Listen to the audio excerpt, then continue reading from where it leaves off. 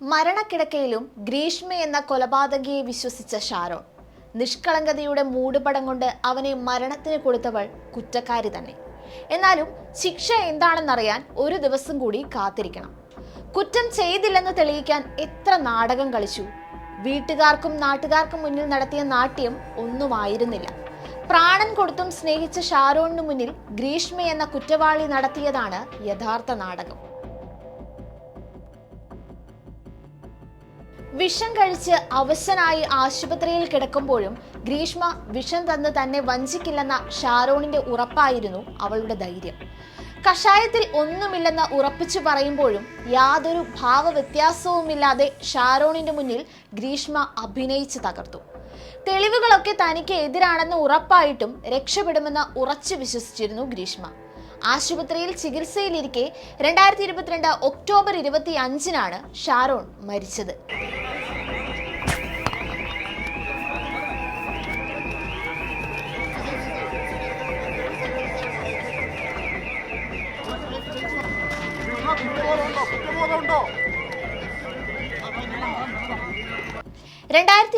ഫെബ്രുവരിയിൽ നാട്ടിൽ നിന്ന് കോളേജിലേക്കുള്ള ബസ് യാത്രയിലൂടെ ഗ്രീഷ്മയും ഷാരോൺ രാജും പരിചയത്തിലാകുന്നു.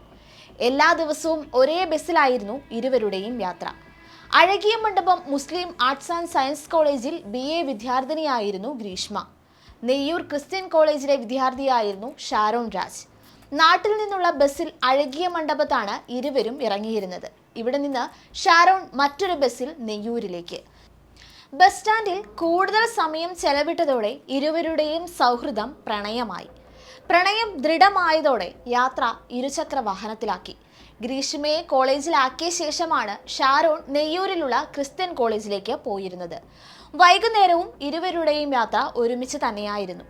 1 വർഷത്തോളമായി പ്രണയം അങ്ങനെ തുടർന്നു. അതിനിടെ ഗ്രീഷ്മ MAക്ക് ചേർന്നു. BAക്ക് 8ാം റാങ്ക് നേടിയ ഗ്രീഷ്മ MA പഠനത്തിൽ വളരെ പിന്നിൽ പോയിരുന്നു. കോളേജിലെ അധ്യാപകർ വിവരം വീട്ടുകാരെ അറിയിച്ചു. ചില ദിവസങ്ങളിൽ ഗ്രീഷ്മ കോളേജിൽ എത്താറില്ലെന്നും വ്യക്തമായി. ഇതോടെ വീട്ടുകാർ നടത്തിയ അന്വേഷണത്തിലാണ് ഷാരോണുമായി പ്രണയത്തിലാണെന്ന വിവരം അറിയുന്നത്. തുടർന്ന് പ്രണയത്തിൽ നിന്ന് ഗ്രീഷ്മയെ പിന്മാറ്റാൻ വീട്ടുകാർ ശ്രമം ആരംഭിച്ചു. ആ ശ്രമങ്ങളാണ് ഒടുവിൽ നാടിനെ നടുക്കിയ കൊലപാതകത്തിലേക്ക് എത്തിച്ചത്.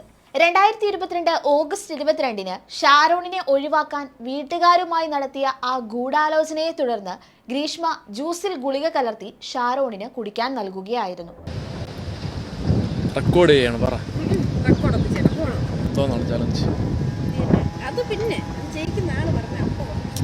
2022 ഒക്ടോബർ 13-ന് ഷാരോണുമായി സെക്സ് ചാറ്റ് നടത്തി ലൈംഗിക ബന്ധത്തിനായാണ് ഗ്രീഷ്മ ഷാരോണിനെ വീട്ടിലേക്ക് വിളിക്കുന്നത്. പിറ്റേ ദിവസം അമ്മ ഒരു കല്യാണത്തിന് പോകുമെന്നും 10:30-യോടെ വീട്ടിലെത്തണമെന്നും ഗ്രീഷ്മ ഷാരോണിനോട് നിർബന്ധ ബുദ്ധിയോടെ പറഞ്ഞു. ഗ്രീഷ്മയെ ഏൽപ്പിച്ചിരുന്ന റെക്കോർഡ് ബുക്ക് തിരികെ വാങ്ങാനെന്ന പേരിലാണ് ഷാരോൺ സുഹൃത്തിനൊപ്പം പെൺകുട്ടിയുടെ വീട്ടിലെത്തിയത്. ഇവിടെ വെച്ചാണ് പെൺകുട്ടി കഴിച്ചിരുന്നുവെന്ന് പറയുന്ന കഷായം ഷാരോണിനും നൽകിയത്.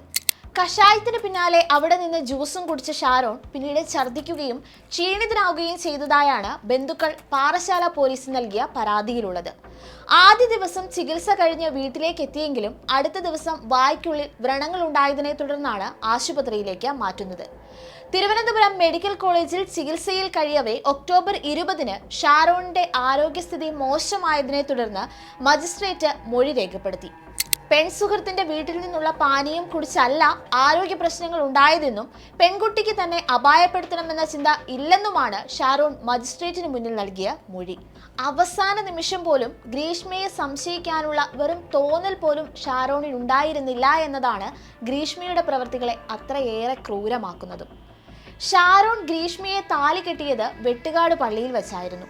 മണിക്കൂറുകൾക്കകം വേളയിൽ വെച്ച് ഷാരോണിന് ഗ്രീഷ്മ ജ്യൂസിൽ വിഷം കലർത്തി നൽകിയെന്നായിരുന്നു കുറ്റസമ്മതം.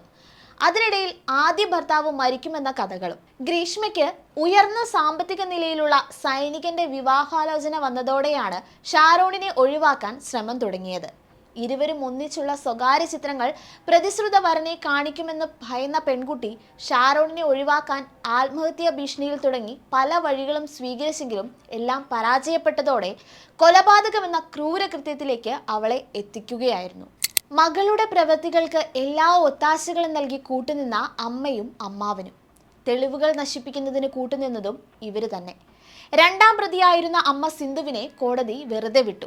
കേസിൽ തമിഴ്നാട് ദേവിയോട് രാമവർമ്മൻചിറ പൂമ്പള്ളിക്കോണം ശ്രീനിലയത്തിൽ ഗ്രീഷ്മ ഒന്നാം പ്രതിയും അമ്മാവൻ നിർമ്മലകുമാരൻ നായരും മാത്രമാണ് കുറ്റക്കാരെന്ന് വിധിയെഴുതിയിരിക്കുകയാണ് കോടതി. മരണത്തോടടുക്കുമ്പോൾ പോലും അവൾ അങ്ങനെ ചെയ്യില്ലെന്ന് വിശ്വസിച്ചവനെ നിഷ്ഠൂരം കൊന്നുകളഞ്ഞവൾ.